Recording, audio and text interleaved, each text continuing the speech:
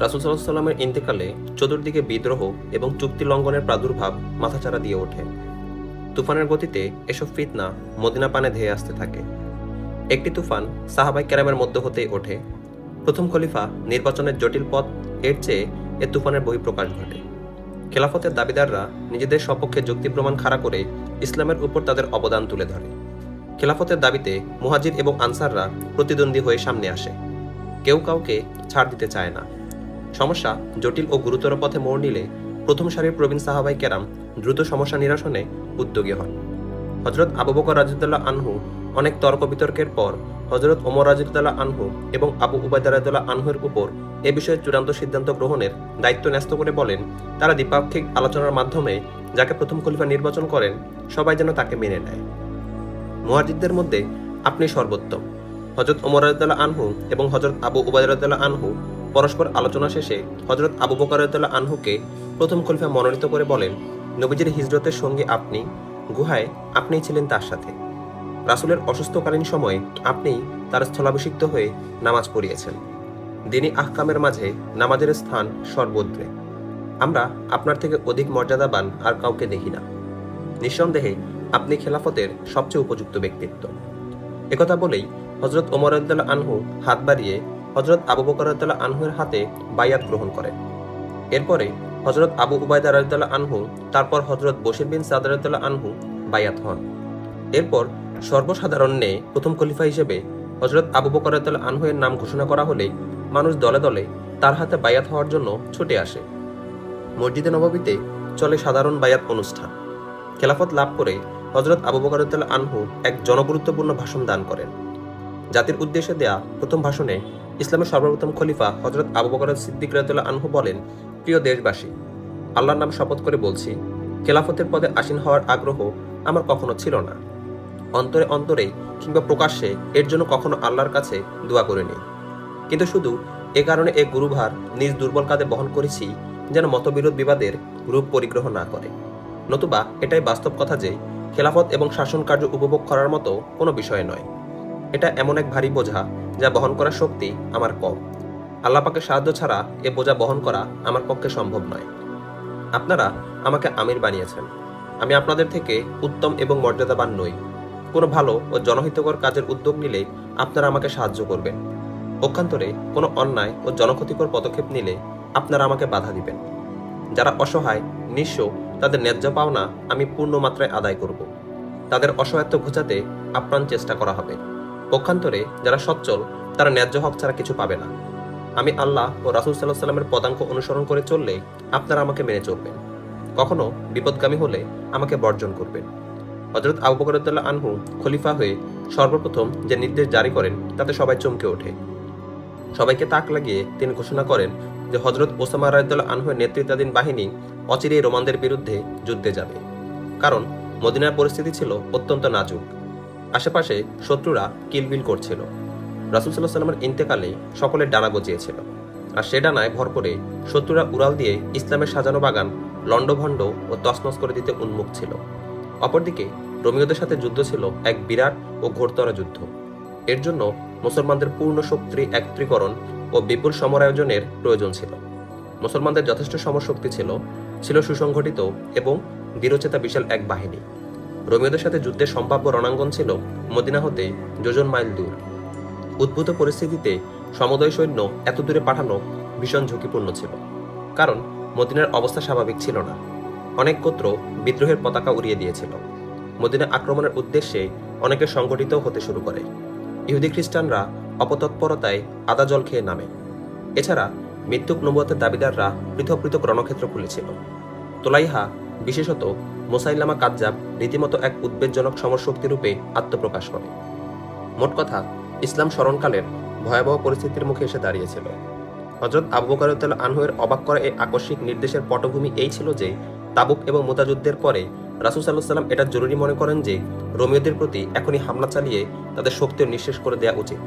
ইতিপূর্বে তাবুক এবং মুতা যুদ্ধ এই সুফল বয়ে এনেছিল যে এর মাধ্যমে ওই সমস্ত গোত্র অনুগত হয়ে যায় যাদের ব্যাপারে আশঙ্কা ছিল যে তারা রোমীয়দের সাথে হাত মিলাবে। আর এভাবে একটি শক্তিশালী মুসলিম বিরোধী যুক্ত ফ্রন্ট খুলে যাবে। রোমীয়দের সম্ভাব্য সহযোগী শক্তি চূর্ণের পর এবার প্রয়োজন ছিল খোদ রোমিওদের উত্থিত ফাতনা পিষ্ট করা ও বীজদাঁত ভেঙে দেয়া। হযরত আবু বকর রাদিয়াল্লাহু আনহুর সাহসী সিদ্ধান্ত সাম্রাজ্যবাদী মানসিকতা ছিল না, বরং অস্তিত্ব ও মতাদর্শ রক্ষাই ছিল এর প্রধান লক্ষ্য। ইহুদি ও খ্রিস্টানরা ইসলামের বিরোধিতায় রোমিওদের ক্যাম্পে গিয়ে আস্তানা গেড়েছিল। রাসূল সাল্লাল্লাহু আলাইহি ওয়াসাল্লাম জীবনের পরন্ত বেলায় এসে রোমিওদের উপর হামলার উপযোগী মুহাজির ও আনসারদের সমন্বয়ে একটি বাহিনী প্রস্তুত করেন। হযরত যায়েদ বিন হারেসা রাদিয়াল্লাহু আনহুর পুত্র হযরত ওসামা রাদিয়াল্লাহু আনহুর বাহিনী সিপাহ সালার নিযুক্ত হন। তার বয়স তখন সর্বোচ্চ হলে 20 বছর ছিল। ঐতিহাসিকদের অভিমত, রাসূল সাল্লাল্লাহু আলাইহি ওয়াসাল্লাম হযরত ওসামা রাদিয়াল্লাহু আনহুকে এক বিশেষ উদ্দেশ্যে সেনাপতি নিযুক্ত করেন। তিনি তারুণ্যের মাঝে নেতৃত্ববোধ ও উৎসাহ ব্যঞ্জক প্রেরণা সৃষ্টি করতে চান।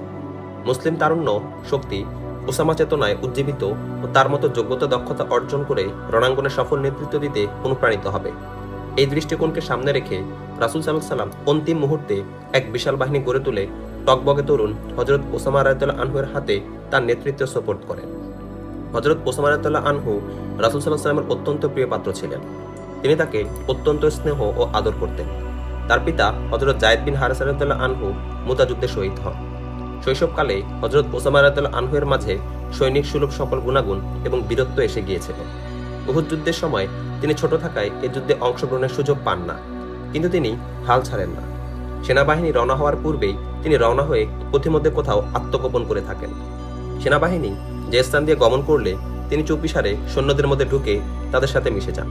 তার উদ্দেশ্য ছিল যে কোনো পন্থা ও মূল্যে যুদ্ধে শরিক হওয়া, কিন্তু তার এই অদম্য স্পৃহা পূরণ হয় না। ময়দানে পৌঁছে তিনি নজরে পড়ে যান, ফলে তাকে সেখান থেকে ফেরত পাঠানো হয়। অবশ্য হুনায়ন যুদ্ধে তিনি দুঃসাহসিক বীরত্ব প্রদর্শন করে সবাইকে তাক লাগিয়ে দেন। হার না মানার যুদ্ধ ইনিংস খেলে তিনি সকলকে দেখিয়ে দেন যে বাহাদুরি কাকে বলে। এক তরুণ যোদ্ধা কিভাবে বজ্র হয়ে শত্রু শিবির মুহূর্তে তছনছ করে দিতে পারে। রোমিওদের মোকাবিলায় বিশাল বাহিনী গড়ে তুলে রাসূল সাল্লাল্লাহু আলাইহি ওয়াসাল্লাম নেতৃত্বভার হযরত ওসামা রাদিয়াল্লাহু আনহুর কাঁধে অর্পণ করলে কিছু লোক এই আপত্তি উত্থাপন করে যে হযরত আবু বকর রাদিয়াল্লাহু আনহু এবং হযরত ওমর রাদিয়াল্লাহু আনহুর মতো শীর্ষ মর্যাদাবান এবং অভিজ্ঞ ব্যক্তিত্ব যে বাহিনীতে বিদ্যমান, তার নেতৃত্ব সেদিনের এক বাচ্চার হাতে অর্পণ করা মোটেও সমীচীন নয়।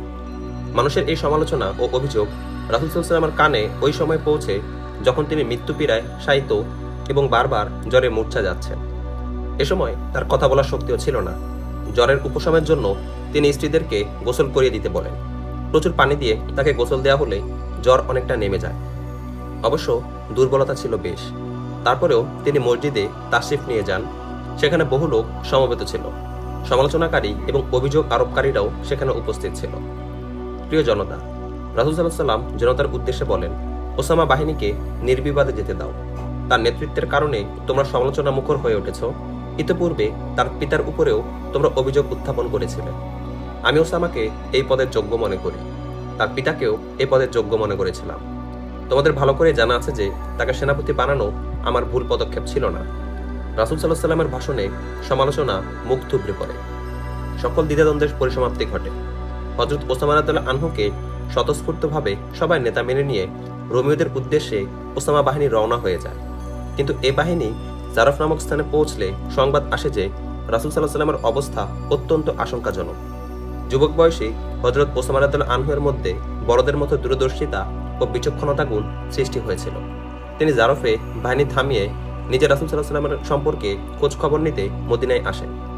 এক পত্রে হযরত ওসামা রাদিয়াল্লাহু আনহুর সে অবস্থার বিবরণ নিম্নরূপ পাওয়া যায়। সংবাদ আসে রাসূল সাল্লাল্লাহু আলাইহি ওয়াসাল্লামের অবস্থা অত্যন্ত উদ্বেগজনক ও সংকটাপন্ন। খবর পেয়ে আমি কয়েকজন সাথী নিয়ে মদিনায় আসি। আমরা সোজা রাসূল সাল্লাল্লাহু আলাইহি ওয়াসাল্লামের বাসভবনে গিয়ে উপস্থিত হই। রাসূল সাল্লাল্লাহু আলাইহি ওয়াসাল্লাম অত্যন্ত দুর্বল হয়ে পড়েছিলেন। মুখ ফুটে কথা বলতে পারছিলেন না। তিনি এই অবস্থার মাঝেও হাত 2-3 বার আকাশে পানে উঠিয়ে আমার দিকে তাক করেন। বুঝতে পারি তিনি আমার জন্য দোয়া করছেন।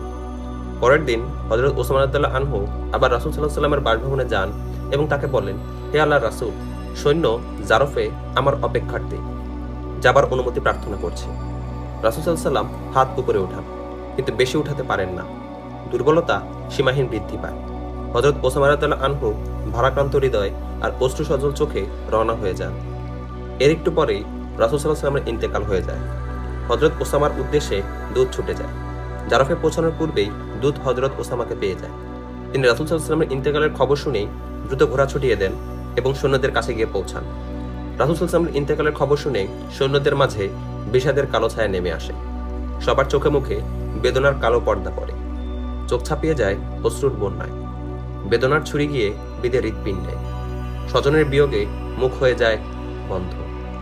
স্বাভাবিক অনুভূতি লোপ পায়। নিস্তেজ নিঃসার হয়ে যায় হস্তপদ। ধমনীতে রক্তের প্রবাহ থমকে দাঁড়ায়।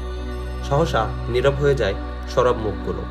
বুক ফাটা আর্তনাদ সংযত করে ঠোঁট কামড়ে বজ্রাঘাত সহ্য করতে পারে না অনেকে। বোতলে লুটিয়ে পড়ে মূর্ছা খেয়ে। কিছুক্ষণের জন্য পিনপত নীরবতা বিরাজ করে জারফে। সবাই শোকাহত। সান্ত্বনার ভাষা কেউ খুঁজে পায় না। সেনাপতি নিজেও কিং কর্তব্য বিমূঢ়। মাটির দিকে তাকিয়ে তিনি শোক লাঘব ও অশ্রু লুকাবার বৃথা চেষ্টা করেন। শোকসাগরে ভাসমান থাকে সৈন্যরা কিছুক্ষণ। সেনাপতি আস্তে আস্তে পরিস্থিতি সামলে নেন। শোক সন্তপ্ত সৈন্যদের সান্ত্বনা দেন। সৈন্যদের হতাশা কিছুটা লাঘব হলে তিনি সেনাবাহিনী মদিনায় ফিরিয়ে আনেন। যুদ্ধযাত্রা স্থগিত হয়ে যায়। বায়াত পর্ব শেষ। প্রথম খলিফা হিসেবে হযরত আবু বকর রাদিয়াল্লাহু আনহুর অভিষেক হলো কিছুক্ষণ মাত্র আগে। অভিষেক অনুষ্ঠান সম্পন্ন হতেই হযরত আবু বকর রাদিয়াল্লাহু আনহু হযরত উসামা রাদিয়াল্লাহু আনহুকে ডেকে জানতে চান যে রাসূল সাল্লাল্লাহু আলাইহি ওয়াসাল্লাম তাকে কি নির্দেশ দিয়েছিলেন। নির্দেশ সম্বন্ধে আপনিও সম্যক অবহিত।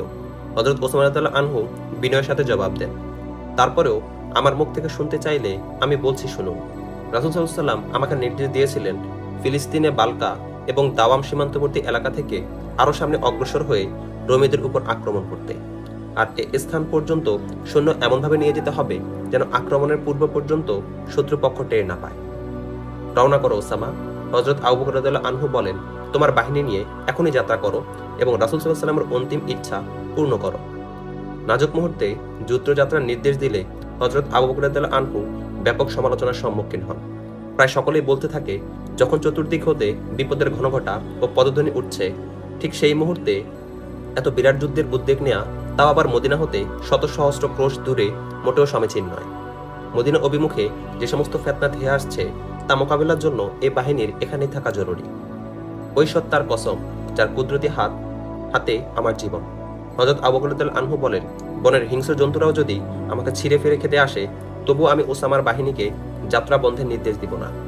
রাসূল সাল্লাল্লাহু আলাইহি ওয়াসাল্লাম অন্তিম মুহূর্তে যে নির্দেশ দিয়ে গেছেন তার বিরুদ্ধাচরণ আমি কিছুতেই করতে পারি না। এ বাহিনী পাঠাতে যদি মদিনার আমাকে একাও থাকতে হয়, তবুও আমি তাদের পিছু পা হব না। আল্লাহ আপনার মঙ্গল করুন। হযরত ওমর রাদিয়াল্লাহু আনহু বলেন, অভিযোগকারীরা একথাও বলছে যে সৈন্য যদি একান্তই পাঠাতে হয়, তবে হযরত ওসমান রাদিয়াল্লাহু আনহুর পরিবর্তে অন্য কোনো অভিজ্ঞ ব্যক্তিকে আপনি সেনাপতি নিযুক্ত করুন।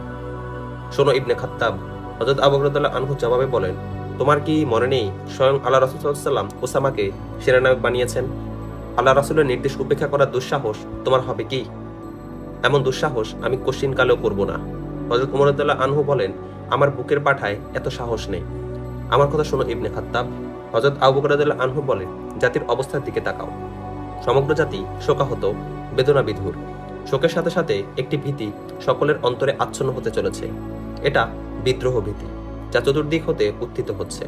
প্রতিদিনের শিরোনাম, অমুক গোত্র বিদ্রোহী হয়ে গেছে, অমুক গোত্র ইসলাম থেকে সরে এসেছে। ইসলাম সংকট ও ক্রান্তিকাল অতিক্রম করছে। মদিনাও অরক্ষিত এবং ঝুঁকিপূর্ণ। ইহুদি খ্রিস্টানরা বিপজ্জনক গুজব ছড়াতে শুরু করেছে। এতে ভীতি উদ্বেগজনক হারে বৃদ্ধি পাচ্ছে। এই মুহূর্তে রোমেদের উপর আক্রমণ স্থগিত করলে দ্বিবিধ ক্ষতি হয়েছে। জনতার মাঝে এই ধারণা সৃষ্টি হবে যে আমরা দুর্বল হয়ে পড়েছি। দ্বিতীয় ক্ষতি হলো, আমাদেরকে দুর্বল প্রতিপন্ন করে রোমিও এবং অগ্নি উপাসকরা আমাদের উপর ঝাঁপিয়ে পড়বে। আমি জনতাকে দেখাতে চাই যে আমরা দুর্বল হয়ে যাইনি। রাসূল সাল্লাল্লাহু আলাইহি ওয়াসাল্লামের পুণ্যাত্ম এবং দুআ আমাদের সাথে আছে। আল্লাহ আমাদের সর্বাত্মক সাহায্যকারী। আমি জাতির উদ্দীপনা ও প্রেরণা পূর্বের মতো দৃঢ় রাখতে চাই। আল্লাহ রাসূল সাল্লাল্লাহু আলাইহি ওয়াসাল্লামের অনুসরণ করে চলা আমার জন্য ফরজ। সৈন্য প্রেরণের সপক্ষে হযরত আবু বকর রাদিয়াল্লাহু আনহুর যুক্তিশীল ও নীতিপূর্ণ বক্তব্য হযরত ওমর রাদিয়াল্লাহু আনহুকে শান্ত, নিশ্চিন্ত ও আস্থাশীল করে। হযরত আবু বকর রাদিয়াল্লাহু আনহু কালক্ষেপণ না করে সৈন্যদের মার্চ করে এগিয়ে যাবার নির্দেশ দেন। হযরত ওসমান রাদিয়াল্লাহু আনহুর বাহিনী রওনা হলে হযরত আবু বকর রাদিয়াল্লাহু আনহু কিছু দূর পর্যন্ত তাদের সাথে সাথে যান। সেনাধ্যক্ষ হওয়ায় হযরত ওসমান রাদিয়াল্লাহু আনহু সৈন্যদের সাথে ঘোড়ায় সমাসীন ছিলেন। ঐতিহাসিক গণের বর্ণনা, এক তরুণ সিপাহ সালার ঘোড়ার পিঠে সওয়ার ছিলেন আর ইসলামের খলিফা তার পাশে পাশে পায়ে হেঁটে চলছিলেন। এভাবে খলিফা জনতাকে দেখাতে চান যে হযরত ওসমান রাদিয়াল্লাহু আনহু বয়সে তরুণ হলেও তিনি যথাযথ সম্মান ও মর্যাদার যোগ্য। সম্মানিত খলিফা, হযরত ওসামা রাদিয়াল্লাহু আনহু বিনীত কণ্ঠে বললেন, আপনিও ঘোড়া আরোহণ করুন, নতুবা আমাকে নেমে এসে আপনার সাথে পায়ে হেঁটে চলার অনুমতি দিন। আমি সওয়ার হব না এবং তুমি পায়ে হেঁটেও চলবে না। হযরত আবু বকর রাদিয়াল্লাহু আনহু বলেন, আমি এই আত্মিক প্রশান্তি অনুভব করছি যে আল্লাহর রাস্তার ধুলাগুলো আমার পায়ে লাগছে। হযরত ওমর রাদিয়াল্লাহু আনহু সৈন্যদের অন্তর্ভুক্ত ছিলেন। এ পর্যায়ে এসে হযরত আবু বকর রাদিয়াল্লাহু আনহু হযরত ওমর রাদিয়াল্লাহু আনহু মদিনায় উপস্থিতির প্রয়োজনীয়তা অনুভব করেন। ওসামা খলিফা সেনাপতিকে বলেন, তোমার সম্মতি থাকলে আমি ওমরকে মদিনায় রেখে দিতে চাই। রাষ্ট্র পরিচালনার কাজে তার সাহায্য আমার লাগতে পারে। হযরত ওসমান রাদিয়াল্লাহু আনহু হযরত ওমর রাদিয়াল্লাহু আনহুকে সৈন্যদের থেকে পৃথক করে তাকে মদিনায় ফিরে যাবার অনুমতি দেন। হযরত আবু বকর রাদিয়াল্লাহু আনহু বার্ধক্যের বয়সে পৌঁছে গিয়েছিলেন। তিনি এক স্থানে দাঁড়িয়ে যান। হযরত ওসমান রাদিয়াল্লাহু আনহু সৈন্যদের থামার নির্দেশ দেন। হযরত আবু বকর রাদিয়াল্লাহু আনহু অপেক্ষাকৃত এক উঁচু স্থানে দাঁড়িয়ে সৈন্যদের উদ্দেশ্যে বলেন, ইসলামের হে বীর সেনানীগণ, বিদায় মুহূর্তে 10টি নসিহত করতে চাই। এগুলো মনে রেখো, সুফল পাবে। আর তা হলো, খেয়ানত করবে না, অর্থাৎ রক্ষক হয়ে ভক্ষক হবে না। 2, চুক্তি লঙ্ঘন করবে না, এটা জঘন্য অপরাধ। 3, চুরি করবে না, যে কোনো মূল্যে ওয়াদা ঠিক রাখবে। 4, শত্রুর লাশের বিকৃতি সাধন কিংবা অঙ্গহানি করবে না। 5, নাবালেগ সন্তান এবং মহিলাদের হত্যা করবে না। 6, খেজুর ও অন্যান্য ফলমূলের বৃক্ষ কেটে নষ্ট করবে না। 7, আহারের প্রয়োজন ছাড়া কোনো পশু জবে করবে না। 8, বিভিন্ন ধর্মের উপাসনালয় তোমাদের সামনে পড়বে, সেখানে অনেক বৈরাগীদের সাথে দেখা হবে, তাদের উত্ত্যক্ত করবে না। 9, চলতি পথে স্থানীয় বাসিন্দারা তোমাদের জন্য খাদ্যদ্রব্য আনবে, আল্লাহর নাম নিয়ে এই খাদ্য খেয়ে নিবে। এমন লোকের সাক্ষাৎ পাবে যাদের মাথায় শয়তানের বাসা থাকবে, তাদের মাথার তালু টাক এবং আশেপাশের চুল অনেক লম্বা হবে, দেখা মাত্রই তাদের হত্যা করে ফেলবে। 10, আল্লাহর উপর আস্থা রেখে নিজেদের হেফাজত করবে। রওনা করো প্রিয় মুজাহিদ বাহিনী, পরাজয় এবং বিপদাপদ থেকে আল্লাহ তোমাদের হেফাজত করুন। 632 খ্রিস্টাব্দের 24 জুন মোতাবেক 11 হিজরির 1 রবিউল আওয়াল এ বাহিনী মদিনা ছেড়ে যায়। উপন্যাসটি যেহেতু হযরত খালিদ রাদিয়াল্লাহু আনহু-এর বর্ণাঢ্য জীবনভিত্তিক, তাই সমগ্র ঘটনার পূর্ণ বিবরণ এখানে সঙ্গত কারণেই সম্ভব নয়। ওসামা বাহিনীর পরবর্তী বিবরণ একটু বলে ক্ষান্ত করব যে এ বাহিনী রোমীয়দের বিরুদ্ধে মাত্র 43 দিনে ওই সফলতা অর্জন করে যা রাসূল সাল্লাল্লাহু আলাইহি ওয়াসাল্লাম একান্তভাবে চেয়েছিলেন। হযরত ওসমান রাদিয়াল্লাহু আনহু-এর যুদ্ধে পূর্ণ দক্ষতা ও সফল নেতৃত্বের স্বাক্ষর রাখেন। তিনি বিজয় ভেসে মদিনায় প্রত্যাবর্তন করলে যারা তার সেনাপতিত্বে বেজার ছিল তারাও এসে তাকে আলিঙ্গনাবদ্ধ করে এবং আন্তরিক মোবারকবাদ জানান। ধর্মান্তরের ফিতনা ছিল আরেকটি বড় চ্যালেঞ্জ। এই চ্যালেঞ্জ মোকাবিলায় সমরায়োজনের ব্যবস্থা করতে হয়, সমরশক্তি দিয়ে তা প্রতিহত করতে হয়। হযরত আবু বকর রাদিয়াল্লাহু আনহু পুরো সেনাবাহিনী কয়েক অংশে বিভক্ত করেন এবং পৃথক অংশের পৃথক কমান্ডার নিযুক্ত করেন। তাদের জন্য আলাদা রণক্ষেত্র নির্ধারণ করে দেওয়া হয়, অর্থাৎ এক এক কমান্ডারকে এক এক এলাকা দেওয়া হয় হামলা করার জন্য। এই সেনা বিভক্তির ক্ষেত্রে হযরত আবু বকর রাদিয়াল্লাহু আনহু প্রতিপক্ষের শক্তি ও সৈন্য বিবেচনায় রেখে মুসলিম কমান্ডার ও সৈন্য সংখ্যা নির্ধারণ করেন। সবচেয়ে শক্তিশালী ও দাগাবাজ ছিল দু মুরতাদ, তুলাইহা এবং মুসাইলামা। তারা উভয়ে নবুয়তের দাবি করে নিজেদের সপক্ষে হাজার হাজার ভক্ত জোগাড় করতে সমর্থ হয়। হযরত খালিদ রাদিয়াল্লাহু আনহু এদের একজনের বিরুদ্ধে সেনাপতি নিযুক্ত হন। হযরত আবু বকর রাদিয়াল্লাহু আনহু তাকে তুলাইহার বিরুদ্ধে প্রেরণ করেন। তুলাইহাকে শায়েস্তা করার পর তাকে বাতাহ নামক স্থানে যেতে বলেন। এখানে বনু তামিমের সর্দার মালিক বিন নাবিরা বিদ্রোহ ঘোষণা করেছিল। সকল কমান্ডার নিজ নিজ রণক্ষেত্রের উদ্দেশ্যে রওনা হয়ে যায়। হযরত খালিদ রাদিয়াল্লাহু আনহু তার বাহিনী নিয়ে উদ্দিষ্ট রণক্ষেত্রে যথারীতি এত দ্রুত গিয়ে পৌঁছান যে দুশমনরা মোটেও টের পায় না। তিনি পৌঁছে কালক্ষেপণ না করে কয়েকটি বসতি ঘেরাও করে ফেলেন। স্থানীয় লোকজন আতঙ্কিত হয়ে পড়ে। নেতৃস্থানীয় কিছু লোক হযরত খালিদ রাদিয়াল্লাহু আনহুর কাছে এসে জানায় যে অনেক গোত্র তুলাইহার প্রতারণার শিকার, তাদের রক্ত ঝরানো ঠিক হবে না। তিনি একটু সময় দিলে তাই গোত্র হতে কম বেশি 500 যোদ্ধা হযরত খালিদের বাহিনীতে যোগ দিবে। হযরত খালিদ রাদিয়াল্লাহু আনহু তাদের সুযোগ দেন। অল্প সময়ের মধ্যে নেতৃস্থানীয় লোকেরা তাই গোত্র হতে 500 যোদ্ধা নিয়ে আসে। তারা তুলাইহার গোত্র এবং তাদের অধীনস্থ গোত্রের বিরুদ্ধে লড়তে অনুপ্রাণিত ছিল। তারা সশস্ত্র হয়ে আসে, যদিও গোত্রে হযরত খালিদ রাদিয়াল্লাহু আনহুর সাথে এসে যোগ দেয়। তুলাইহা হযরত খালিদ রাদিয়াল্লাহু আনহুর নেতৃত্বে বিশাল বাহিনী আসতে শুনে অত্যন্ত ঘাবড়ে যায়, কিন্তু তৎপর হয়ে ওঠে উয়াইনা নামক এক ব্যক্তি। লোকটি ফারানা গোত্রের নেতা ছিল। তার অন্তরে এত মদিনা বিদ্বেষ ছিল যে সে প্রকাশ্যে ঘোষণা করে যে সে কিছুতেই মদিনা কেন্দ্রিক শাসন মানতে রাজি নয়।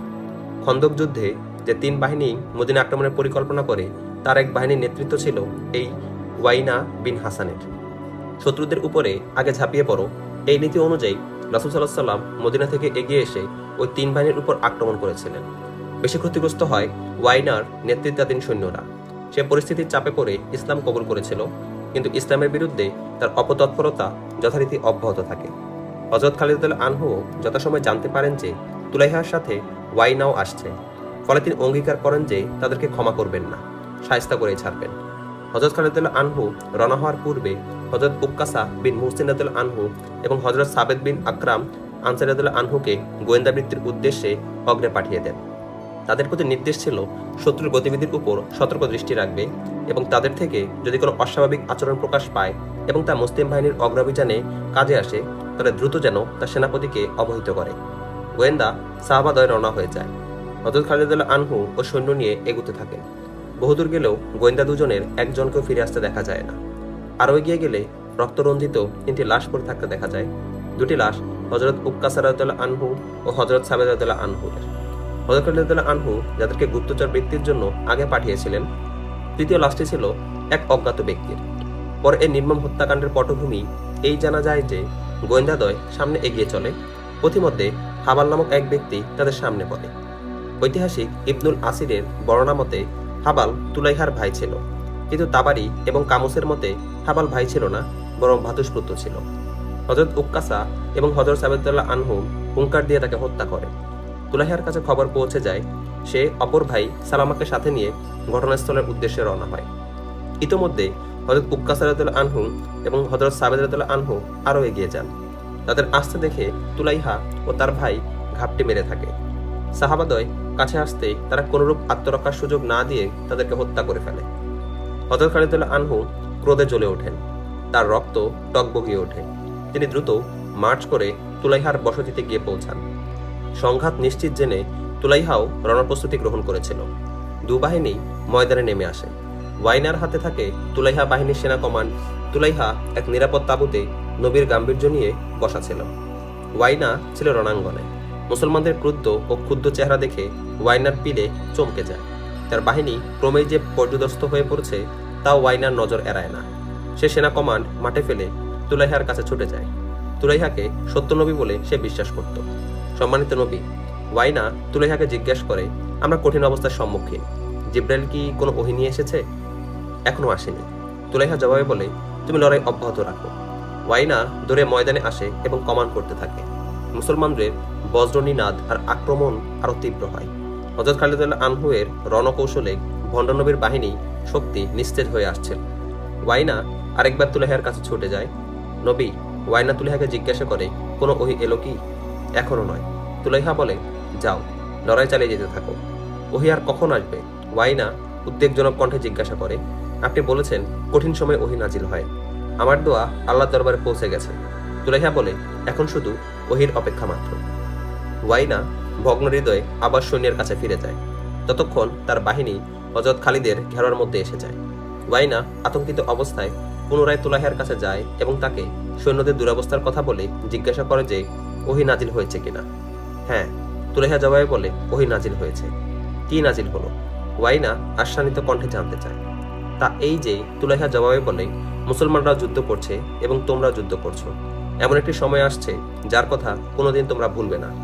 ওয়াইনার আশা ছিল ভিন্ন কিছু। তুলাইহা তাকে নিরাশ করে। সে বুঝে ফেলে তুলাইহা মিথ্যা বলছে। এমনটি হবে, ওয়াইনা রাগত স্বরে বলে।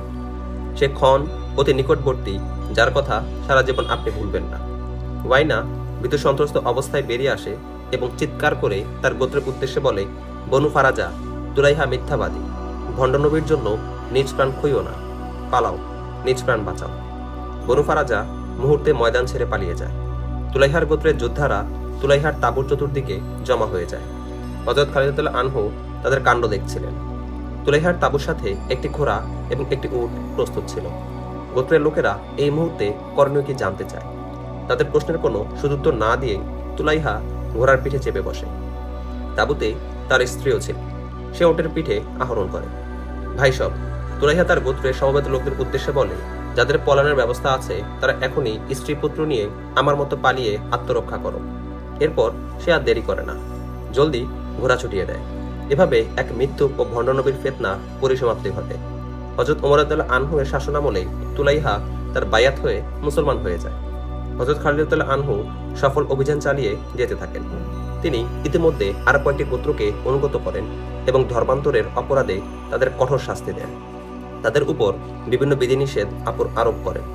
ইসলাম থেকে যারা দূরে সরে গিয়েছিল তাদের পুনর্বার ইসলামে দীক্ষিত করেন।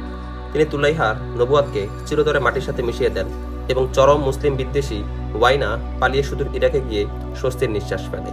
কিন্তু তার প্রেতাত্মা ঠিকই রয়ে যায়। সালমা নামে এক নারীর রূপে এই প্রেতাত্মা সামনে আসে।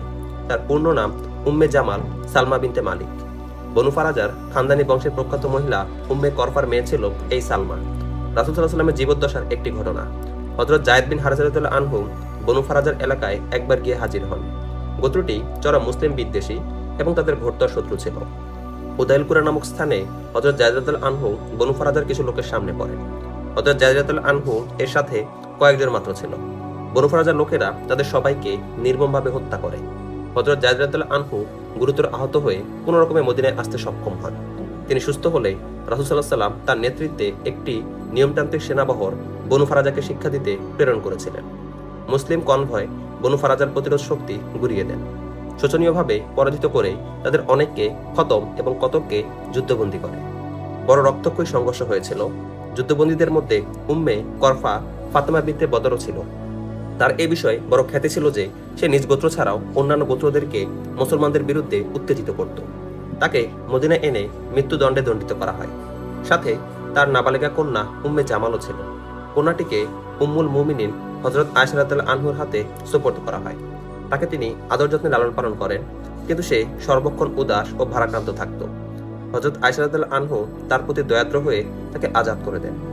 বাদী হিসেবে না রেখে বরং আজাদ করে দেওয়ার কারণে সালমা মুসলমানদের প্রতি কৃতজ্ঞ হওয়ার পরিবর্তে সে মাতৃহত্যার প্রতিশোধ স্পৃহা মনের গহনে লালন করতে থাকে এবং এই উদ্দেশ্যে যুদ্ধবিদ্যা অর্জন করতে মনোনিবেশ করে। সর্দার গোত্রে হওয়ায় অতি অল্প সময় সে সমরজ্ঞানে পারদর্শী হয়ে ওঠে। নেতৃত্ব দেওয়ার যোগ্যতাও সে লাভ করে। সে মুসলমানদের বিরুদ্ধে একটি বাহিনী তৈরি করে মদিনা আক্রমণের জন্য খুঁজতে থাকে। কিন্তু ইতিমধ্যে মুসলিম বাহিনী এক বিরাট সমশক্তিতে পরিণত হওয়ায় সালমা মদিনার কাছে ঘেঁষতে সাহস পায় না। দূর থেকে লম্ফজম্প দিতে থাকে মাত্র। তুলাইহা আর ওয়াইনা পরাজিত হলে সালমা দৃশ্যপটে হাজির হয়। তার মাতা ওয়াইনার চাচাতো বোন ছিল।